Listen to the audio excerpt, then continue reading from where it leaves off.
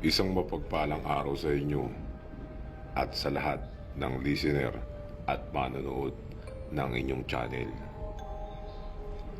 Ang kwentong ito ay pinamagatang Mga Batang Kalye. Pulos puti ang nakita niya sa mga mata nito nang tanggalin ito ang dalawang kamay sa mukha nito at umarap sa kanya. Sunod-sunod ang busina ni Leonard. 4 na bata, marahil ay 10 hanggang 14 na taong gulang ang mga edad na naglalaro sa kalye at halinhinang tumatakbo patawid sa kalsada. 3 ang lalaki sa mga ito at nag-iisa lamang ang babae na tila pinakamatanda sa grupo.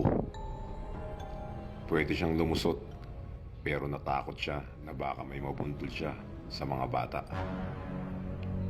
Sa wakas ay gumilid sa kalsada ang 4 na bata, pero iyon ay pagkatapos siyang pukulin ng matatalim na tingin ng mga ito. Gusto niyang kastiguhin ng mga magulang ng mga batang ito na hinahayaang maglaro sa kalye kahit alauna ng madaling araw. Ang tanong lang ay kung may mga magulang pa ang mga musmos na iyon. Sa tansya niya ay sakali na nakatira ang mga iyon. Babagal pa rin ang takbo niya kahit nag-iisa na lang siya sa kalsadang iyon. Kung hindi siguro nangyari ang trahedya noon, ay baka pinalipad niya na ang sasakyan niya. 3 taon kasi noon ang nakakaraan nang may maaksidente siyang masagasaan. Lalaki ito, 30 anyos. Dahil agad na pinanaigan siya ng takot na makulong, ang unang naisip niya ay takbuhan ang biktima niya. Sa tingin niya, dahil madaling araw na at malakas ang ulan ng mga oras na iyon, walang nakakita sa nangyari. Pero inuusik siya ng konsensya niya. Bago pa siya ganap na makalayo, bumuwelta siya pabalik sa nakahandusay na lalaki. Isinugod niya ito sa ospital pero binawian din ito ng buhay habang inooperahan.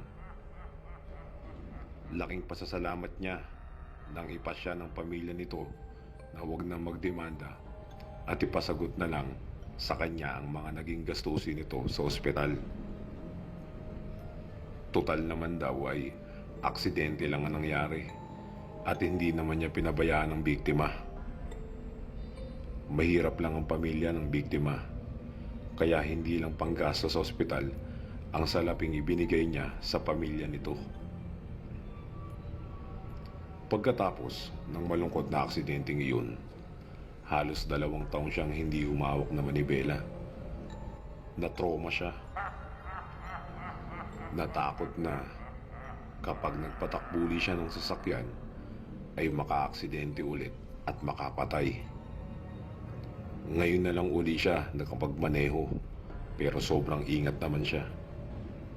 Madalas tuloy ay nabubusinahan na siya ng mga kasunod na sasakyan dahil minsan ay sumusobrang bagal niya. Maya-maya ay napakislot siya nang may marinig siyang pagsabog. Ang gulong pala niya ang sumambulat. Inabot yata siya ng 1 oras sa pagpalit ng gulong. Pag-andar niya uli, nakarinig siya ng ingay sa bubungan ng kotse niya. Parang may tao o hayop doon na tumatalon-talon. Inihinto niya sa isang tabi ang kotse niya. Pero nang lumabas siya ng sasakyan, wala namang siyang nakitang tao, hayop o anumang bagay sa bubungan niya. Kung anumang iyong narinig niya, baka nalaglag na iyon bago man siya uminto. At hindi naman siguradong tao yun. Para makatiyak, tumingin siya sa direksyong pinanggalingan niya.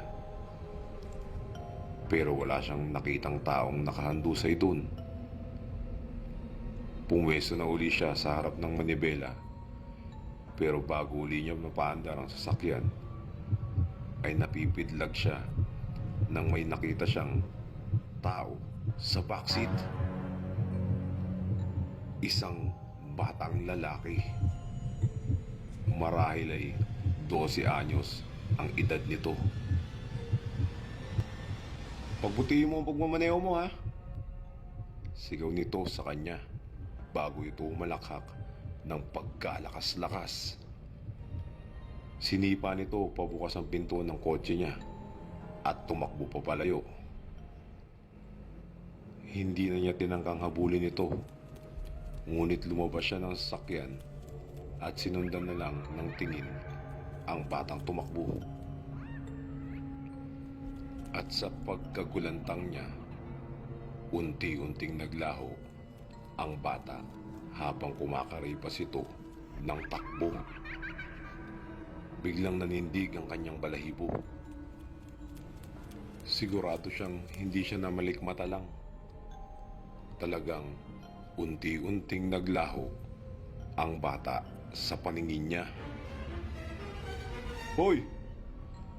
Narinig niyang may sumisigaw sa kanya mula sa likuran. "Sino yung tinitingnan mo?" Paglingon niya ay isa pang batang lalaki na marahil ay 12 anyos din ang edad. Ang nakita niyang nakatayo sa bubungan ng kotse niya. "Anong ginagawa mo dyan? Baka mahulog ka dyan." Aniya. Tinangka niyang abutin nito pero tumalon ito. At sa pagkagitla niya, hindi agad ito lumapag sa lupa. Lumutang ito ng mga ilang segundo bago marahang tumungtong sa lupa. Kumaripas din ito ng takbo. Habang tumatakbo ito papalayo, sa kanya ay biglang lumitaw. Sa tabi nito ang batang nakita niya na kaninang nasa likuran ng upuan ng sasakyan niya. Sabay na tumakbo ang mga ito. Malakas na nagtatawanan ang mga ito habang sumisigaw at tumatakbo papalayo. Hindi siya nakainom at lalong hindi siya nakadroga na mga sandaling iyon. Kaya walang dahilan upang lumigot ng gusto ang kanyang imahinasyon. Kung ano man ang nakita niya, nangyari talaga yun. Ngunit, paano ang isang bata ay bigla na lang nawawala at biglang lumilitaw? Nagmamadaling bumalik na siya sa loob ng sasakyan niya. Saka na niya hahanapan ng lohika ang mga pangyayari. Ang mahalaga sa ngayon ay ligtas siyang makauwi. Binilisan niya ng kaunti ang pagpapatakbo ng sasakyan. Sa isang pagliko niya, isang rumaragasang 10-wheeler truck ang nasalubong niya. Huli na para umiwas siya. Ang pumikit na lang ang nagawa niya. Pero sa pagkagulat niya, wala siyang narinig na banggaan. Pagdilat niya, walang 10-wheeler truck sa harapan niya. Naiwasan ko ba ang 10-wheeler na yun? Malaking katanungan sa isip niya. Nang lumingon siya sa paligid, wala siyang nakita o natanaw na papalayong 10-wheeler truck. Nanlalatang napasandal siya sa kinaupuan niya. Ano ba ang nangyayari sa kanya? Kasunod nun ay naalala niya na ang dalawang batang nagpakita sa kanya ilang minuto pa lamang ang nakakaraan ay kasama sa grupo ng 4 na mga batang naglalaro sa gitna ng kalye. Iyong mga batang tumabi pagkatapos niyang businahan ng sunod-sunod, pero pinukol naman siya ng galit ng tingin. paano nangyaring nasundan ako ng mga batang yun? Marahil ay nakahabol ang mga ito nang huminto siya at magpalit ng gulong. May kaunting paliwanag na siya sa mga bata. Pero yung 10-wheeler truck na parang multong sumalubong sa kanya, ano yun? Hindi niya may paliwanag yun. Bago siya makaisip ng pwedeng sagot sa tanong niya, ay may narinig siyang umiiyak. Sumulyap siya sa rearview mirror. Pumitlag ang puso niya nang makita niya roon ang batang babae na kasama rin sa grupo ng mga batang nadaanan niya kanina. Pinapahid nito ang daliri, ang mga luha nito sa magkabilang mata niya. "Sino ka?" tanong niya rito. Paghagul ko lang ang sinagot ng batang babae. Sinapupan nito ng 2 kamay ang mukha niya. "Bakit ka umiyak?" tanong niya. Nagulat siya nang makita niyang pulos puti ang mga mata nito nang tanggalin nito ang 2 kamay sa mukha nito at humarap sa kanya. "Pagbutihin mo ang pagmamaneho mo, ha? Hindi yun kung ano-ano ang iniintinding kayong nasa harap ka ng manibela. Baka makasagasa ka. Kawawa mo, papatay mo. Hindi sila matatahimik." Paggalit na wika nito sa kanya bago biglang napatili ito. "May bata!" Napabalik ang tingin niya sa harap pero huli na. May nabangga na siya. Malakas ang naging pagkalabog nito. "Oh my God!" Nang hihilakbot, nasambit niya nang maramdaman niyang gulungan niya kung sino man iyon na nabundol niya. Nanlalamig ang buong katawan na inihinto niya ang kotse at bumaba. Nanginginig ang tuhod niya. Pero wala naman siyang nakitang tao malapit sa sasakyan niya. Sumilip siya sa ilalim ng kotse. Wala rin siyang nakitang tao dun. Pagbalik ng tingin niya sa loob ng sasakyan niya, wala na ron ang batang babae. Sa halip ay sa gitna na ng kalsada niya ito nakita. Patakbo-takbo, sumasayaw at tumatawa. "Hey!" sigaw ng batang babae. Baka may alam ito sa mga misteryong kasalukuyang nangyayari sa kanya. Nasa gitna lang ba siya ng isang masamang panaginip? Tumakbo palayo ang batang babae nang makita siyang papalapit dito. Hindi niya tinangkang habulin ito. Sinundan na lang niya ng tingin ito hanggang sa lamunin ito ng dilim.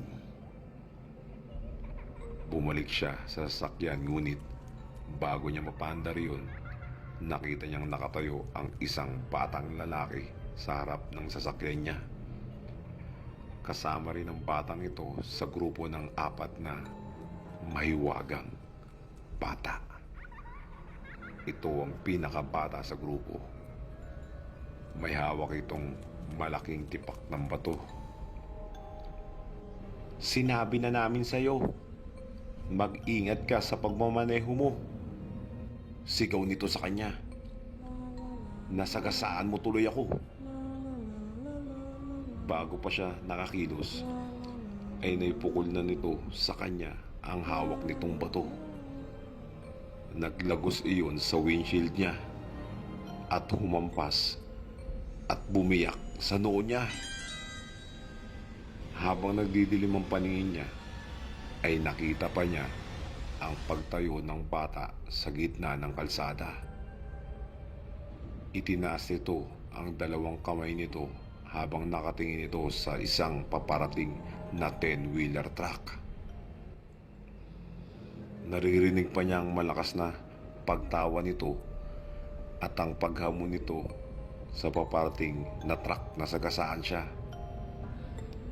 Ang maamong muka ng nobya ni Leonard na si Mikey ang sumalubong sa paningin niya nang magising siya. "Kumusta ang pakiramdam mo?" tanong nito. Sinalat niya ang manibela sa noo niya. Ipinaalala agad ni Leonard sa kasintahan ang nangyari sa kanya ng nagdaang gabi. "Accident prone daw talaga yung kaling yun kung saan na-aksidente ka kagabi," sabi ng pulis na nagdala sa'yo sa ospital. Nagtatakang napatingin siya sa nobya. "Aksidente?" Hindi aksidente ang pagkakabiyak ng tipak ng bato sa noo niya. Sinadyang ipukol yun sa kanya. May bumahid kaagad na pag-alala sa mukha nito. "Hindi mo maalala?" Ang naaalala niya lang ay ang 4 na batang binulabog ang isang tahimik at ordinaryong gabi niya. "Nawalan ka raw ng kontrol sa kotse mo. Pumangga ka sa isang poste." Hindi iyon ang alam niyang nangyari sa kanya ng gabing iyon. Sabi ng pulis, baka raw pinakitaan ka ng 4 na bata.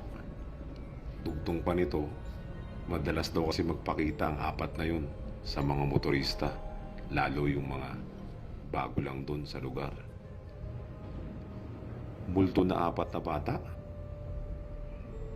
Nagkwento ito, halos mag-iisang taon na raw ang nakaraan kung kailan 4 na batang kalye, 3 lalaki at isang babae na nasa edad na 10 hanggang 14 na taong gulang ang nasagasaan at napatay ng isang 10-wheeler truck habang naglalaro ang mga ito sa kalsada. Nakainom daw ang driver ng truck. Namatay rin ng gabing iyon dahil tuluyan na itong nawalan ng kontrol sa dambuhalang sasakyan nito. Nagbumulto raw ang 4 na bata sa kaling iyon at may mga gabing nagpapakita sa mga motoristang napipiling paghigantian. Maghigantian? Ang terminong ginamit ng pulis dahil daw lahat ng motoristang mapipiling pakitaan ng 4 na batang iyon ay siguradong maaaksidente katulad niya. At dito na po nagtatapos ang aking kwento. Salamat sa pagbasa at pagbahagi sa inyong mga listener at sumusuporta sa inyong channel. Ako po si Leonard. Salamat.